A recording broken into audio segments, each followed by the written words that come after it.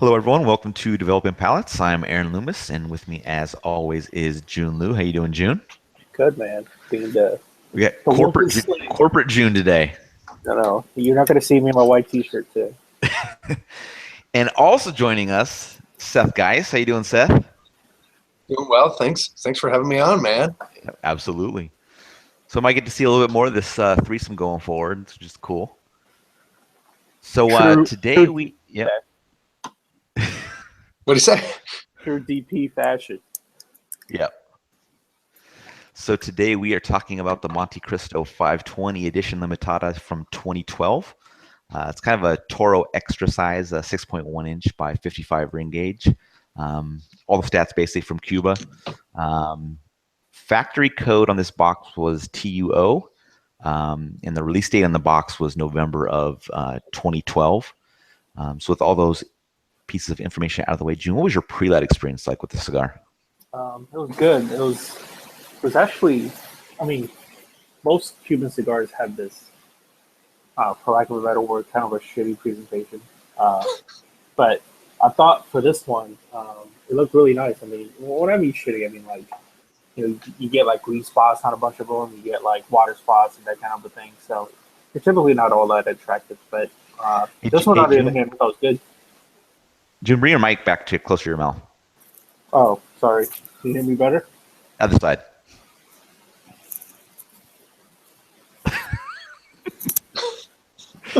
Sorry. Is that good? Yeah, you're good now. All right.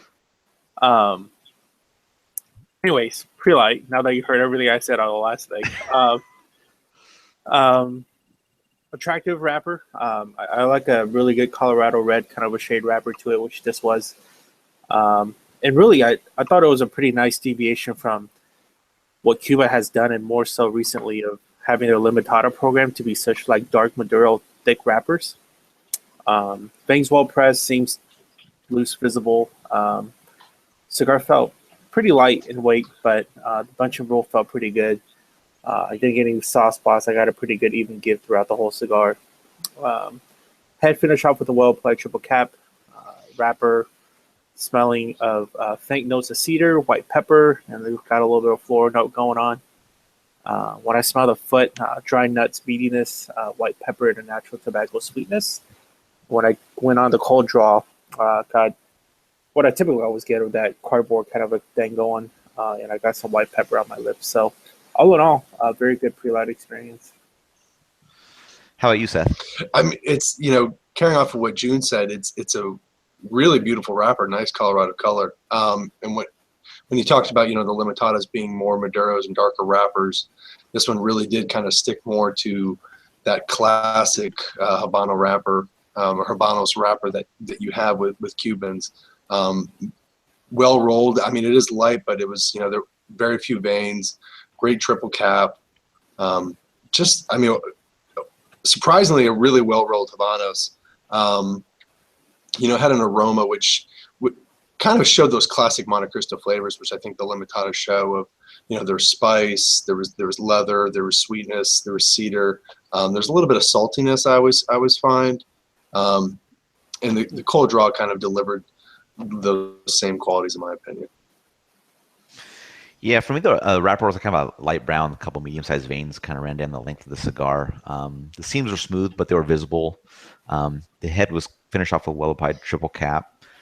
Cigar had two bands, primary band, standard Montecristo, and the second band was that standard edition Limitada band that had the year on it. Something that stood out to me about the cigar was just kind of the large ring gauge. And I know that they're getting further into that now, but in 2012, I kind of think that this was still a bit of a standout at that point.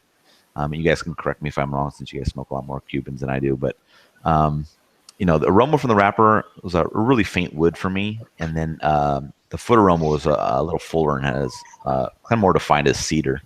And that pre-light draw brought a mix of leather and some aged cedar to it as well. So getting into flavor, June, what was your experience like with the cigar? Initial flavors, it was great because it brought me back to it's such a different flavor profile when you smoke a good Cuban cigar, right? Like It's such a better balance of flavors for me, and there's such a subtlety and like a nuance kind of delivery. So, like off that first draw, I immediately got that. Got like a really nice balanced mixture of mixed nuts, cedar. I got this sweetened kind of a milk cream to it that was a little like a medium light body note. Quarter inch in, started getting some spice kicking through in the sense of a white pepper, and I especially got that on the tip of my tongue.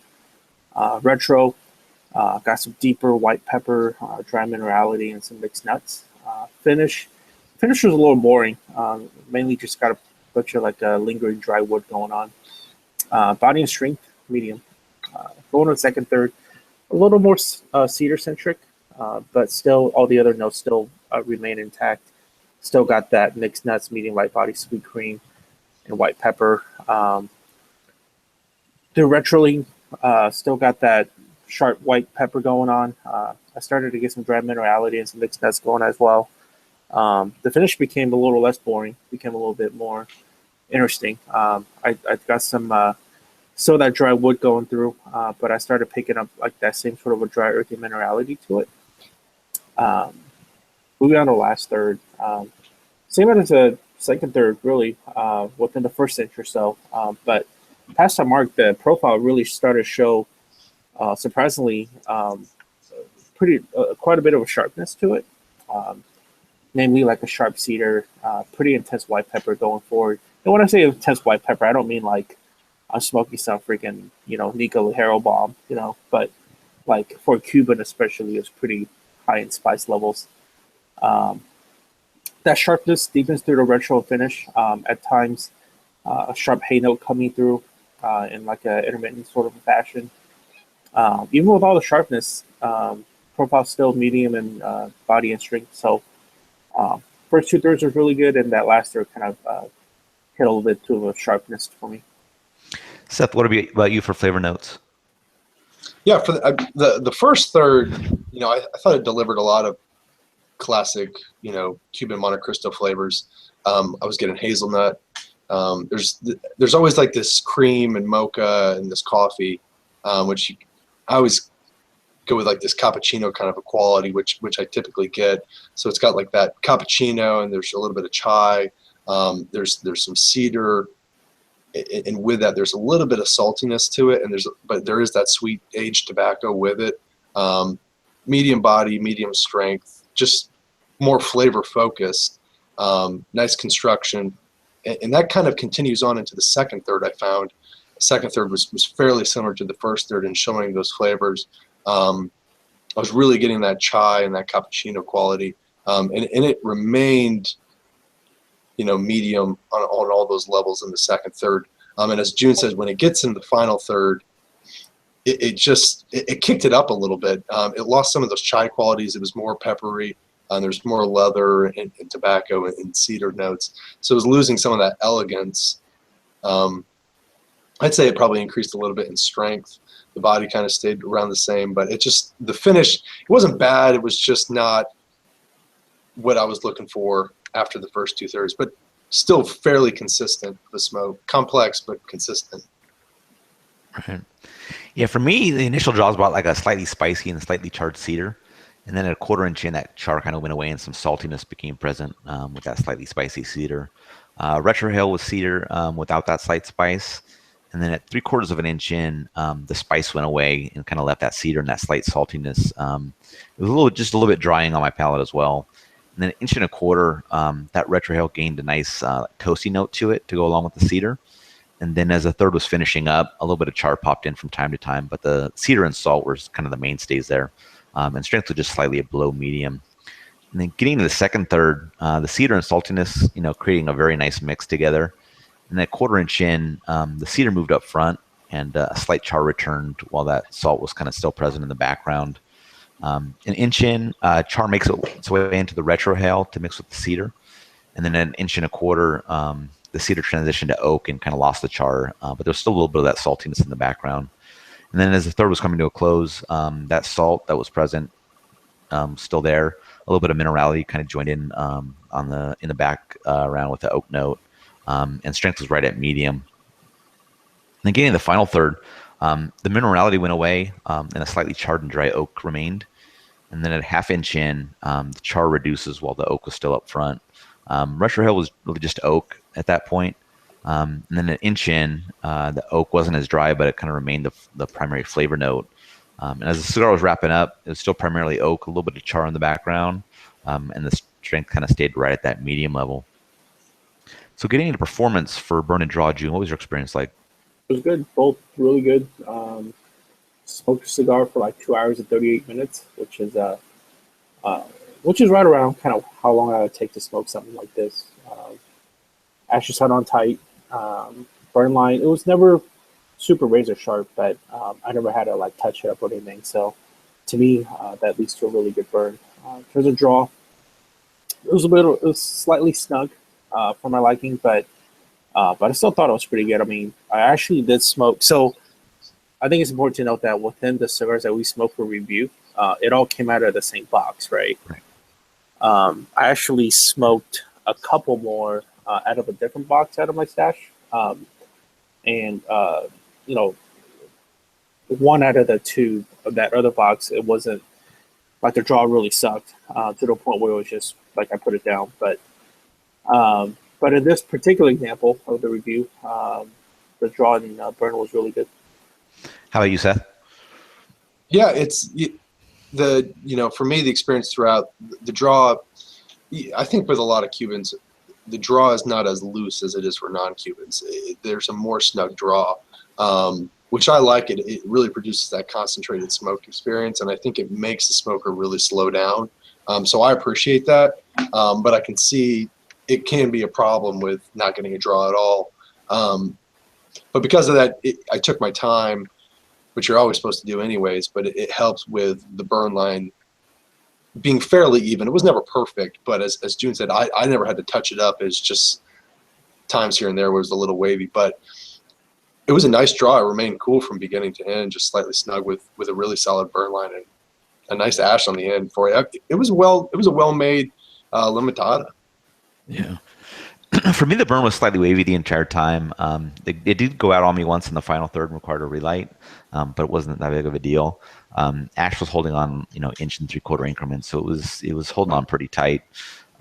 For the draw, I cut it quite a bit deeper than I was planning to, so I was a little bit worried that it was going to be wide open for me. But it didn't seem to really have an effect. It was just slightly tighter than I prefer, so it wasn't really anything negative in that regards. So, Jiunn, what was your overall thoughts on the cigar? I think when I look into Cuban cigars, because with Cuban cigars, it's more about, for me anyways, is buying boxes and understanding when it's going to be prime time to smoke those boxes. So I always think about that, right? Like when I sample out of a box. And within this scenario, am I going to go like rage through the rest of my box? No. I mean, I thought that the first 2/3 was pretty good. The last third was a little too, it's still a little too sharp for me. So it leads me to think that it's not quite ready, which sounds about right because, I think about the past Montecristo LEs that they did with the Sublime and then the Gran Mundo in 2010. So 08 and 2010, this one being 2012. Typically for me, they kind of fall off on like the 4th or 5th year. So I think another year or so, is going to really shine and be, good to smoke the whole thing up. Seth, what were your overall thoughts on it? Yeah, I mean, I always think that the limitadas for Montecristo are probably the truest to the actual brand, the Montecristo profile. And so you kind of get a lot of those flavors with the limitadas. And as Jiunn pointed out, the 2008 Sublime and 2010 Gran Mundo kind of fell apart after 4 and 5 years, but the 520, this 2012, actually is aging better than the rest of them. I don't think the flavor profile is as wowing as it was in the 2008 and 2010, but it's aging better. So it's, as Jiunn said, I think if by some chance you were able to get a box of them, yeah, I would recommend people get a box of them. It's nothing to go crazy over. I think there's other regular production Montecristos just you can smoke. But it's aging well for 5 years, and I think Jiunn is right. I think it has it has more time on it, and I think it is going to get a little bit better. But I don't think it's going to get dramatically better. But it performed well for 5 years. Mm-hmm. Yeah, I mean, I thought the cigar had a nice flavor profile through the first 2/3. Some cedar, some saltiness, which I enjoy when I find cigars that have that kind of a flavor combination. Final third just seemed to run out of steam for me. Kind of just a bit of an average oak note. So I kind of felt like it lost something in the final third. I'm not sure it carries enough. It's not special enough to carry that Edition Limitada moniker. I mean, I'm always thinking that it's supposed to be, great. It's, way more fantastic than, regular production type stuff. But I still think it was a good cigar. And I kind of defer to you guys, but I'm not sure if more age will help the cigar. It may just kind of maintain its kind of profile for a few more years. Just kind of with it losing some steam at the end, I just kind of feel like it might kind of start aging itself out. But I still have a couple more of these, so I'll be interested in smoking them from time to time, just kind of see how the flavor transitions with a little bit more time on it. So getting into the scores, Jiunn, you gave it a 6.67. Seth, you gave it a 7.20. I gave it a 6.53. So Jiunn, how do you think that matches up with your experience? Matches up pretty well. I mean, I thought the first couple of thirds I rated it a good. The last third was average.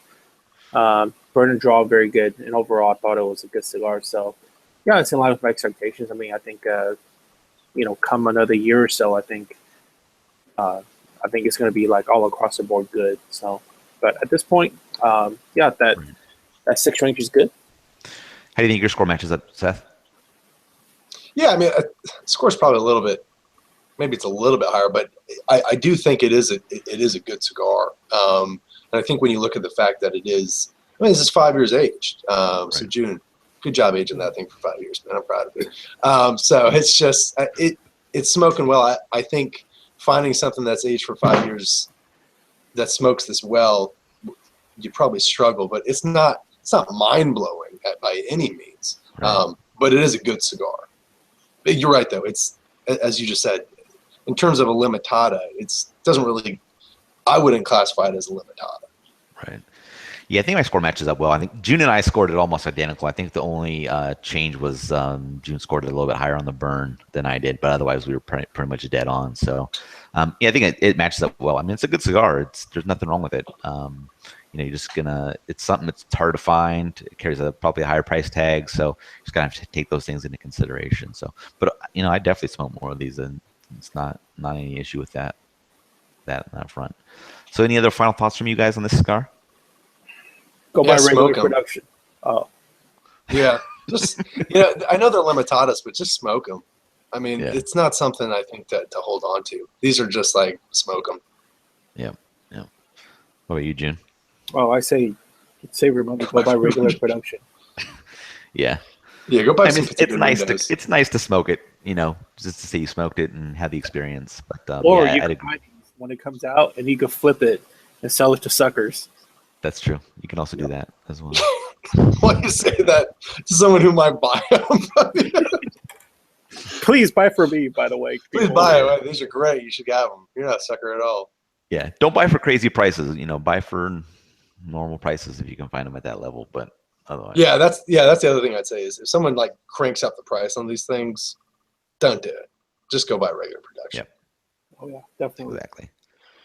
Well, if you're just catching this video on YouTube, be sure to subscribe to us, but also check out the full written review on developingpalates.com. You can also check out us on social media, Facebook, Instagram, Twitter, Google+. You can also catch all our review recaps on podcasts, so Podbean, iTunes, and Google Play. Thank you for tuning in, and we will catch you on the next one.